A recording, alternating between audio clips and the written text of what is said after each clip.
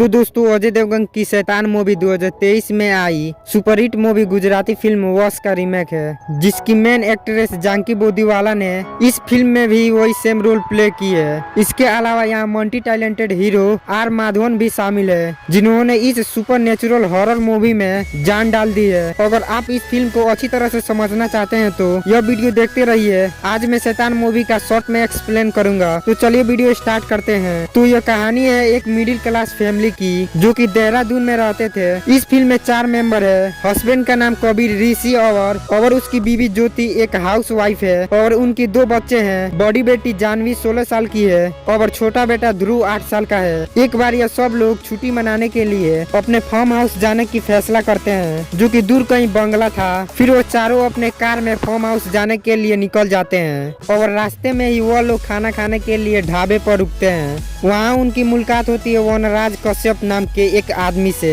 जो कि कबीर की थोड़ी हेल्प करके उसे अपना दोस्त बना लेता है और उसकी फैमिली के साथ खाना खाने के लिए बैठ जाता है। फिर वनराज वहाँ से कबीर और ज्योति से नजर बचा के उनकी बेटी को एक लड्डू खिला देता है, जिसे खाकर जानवी हिप्नोटाइज हो जाती है और वो वनराज की बात मानने लगती है। असल में वनराज एक तांत्रिक था, जो कि काला जादू करता था और उसे अपना मकसद पूरा करने के लिए जानवी की जरूरत थी। लेकिन जानवी अभी तक पूरी तरह से वनराज के काबू में नहीं आई थी। लेकिन जब कबीर की फैमिली उस ढाबे से जाने लगती है तो तब वनराज जानवी को एक बिस्किट के पैकेट खाने के लिए दे देता है और जब फार्म हाउस पहुंचने के बाद जानवी वो बिस्किट खाती है तो वह पूरी तरह से वनराज के बस में आ जाती है। अब वनराज भी उनका पीछा करते हुए उस फार्म हाउस पर आ जाता है। फिर वो अपने फोन को चार्ज करने के बहाने उनके घर में घुस जाता है और जानवी से उसके बारे में सब कुछ पूछ लेता है। इसके बाद वनराज उसके फैमिली डिस्कशन में इंटरफेयर करने लगता है, जिसके वजह से कबीर उससे अपने घर से बाहर निकालने की कोशिश करता है, पर जानवी अपने पिता से जोर जबरदस्ती करके रोक देती है। तब वनराज कबीर और ज्योति को बताता है कि उसने उसकी बेटी पर वशीकरण का जादू किया है और वो जानवी को हमेशा के लिए अपने साथ ले जाना चाहता है, जिसके लिए उसके माता पिता बिल्कुल ही मना कर देते हैं। तब वनराज जानवी को तुरंत टॉर्चर करने लगता है और वो उसी के हाथों अपने भाई का सर फोड़वा देता है।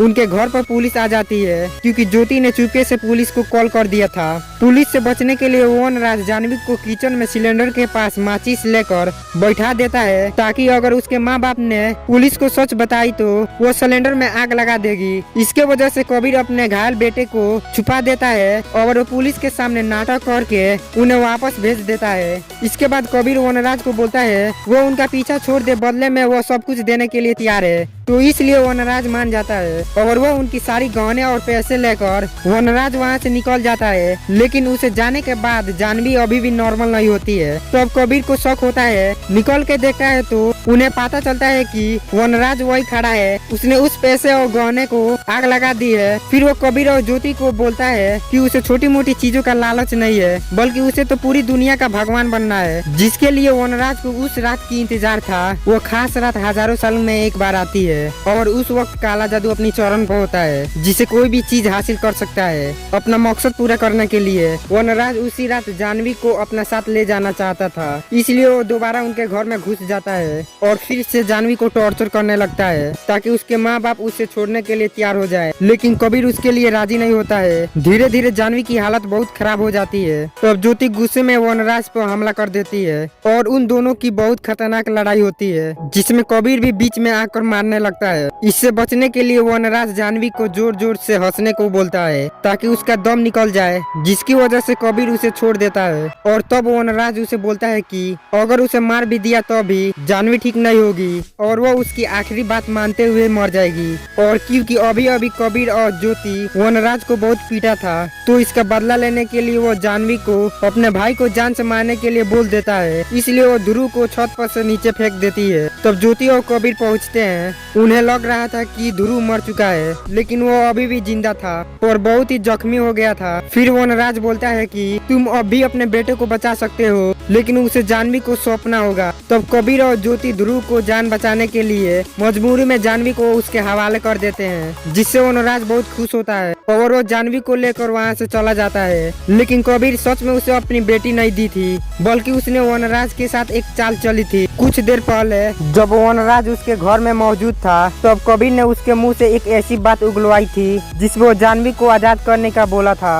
कबीर ने उस बात को माइक में रिकॉर्ड कर लिया था। इसके अलावा उसने वनराज के फोन में लाइव लोकेशन अपने एक नौकर के फोन में सेंड कर दिया था। फिर वो वनराज के रिकॉर्ड की गई आवाज को इस तरह से एडिट करता है जिससे वो जानवी को उसके वशीकरण से आजाद कर सके। इसके बाद कबीर एक साइकिल से अपने नौकर के घर जाता है और वो वहाँ से उसका फोन ले लेता है जिस पर वो लाइव लोकेशन भेजी थी। उस लोकेशन को ट्रैक करते हुए कबीर एक जंगल में पहुंचता है जहां उस पर वनराज के कुछ गुंडे हमला कर देते हैं। वो उनसे निपट कर कबीर उस खंडर तक पहुंच जाता है जहां वनराज अपना काला जादू कर रहा था और वे अग्निकूट में जानवी के साथ 107 और लड़कियों को बलि देने वाला था। उससे वनराज को एक ऐसी शक्ति मिलने वाली थी जिससे वो पूरी दुनिया को अपने वश में कर सकता था।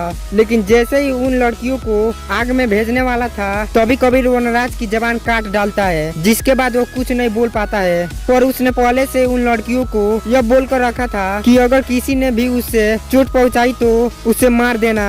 इसलिए वो सब लड़कियां कबीर पर हमला कर देती है। तो अब कबीर वनराज की एडिट की गई आवाज को सुनाता है जिसमें उसने वशीकरण खत्म करने की बात कही थी। ये सुनकर वह सभी लड़कियां आजाद हो जाती है। इसके बाद कबीर जानवी को अपने घर ले जाता है और वह उन 107 लड़कियों को पुलिस के पास छोड़ देता है और पुलिस को पूरी कहानी बताता है। तो पुलिस वाले सभी लड़कियों को उनके घर पहुंचा देते हैं। तो दोस्तों यह थी शैतान मूवी की एक्सप्लेनेशन वीडियो। अगर आपको यह वीडियो अच्छी लगी तो इसे लाइक और शेयर जरूर कीजिए और ऐसे इंटरेस्टिंग वीडियो के लिए चैनल को सब्सक्राइब कर लीजिए।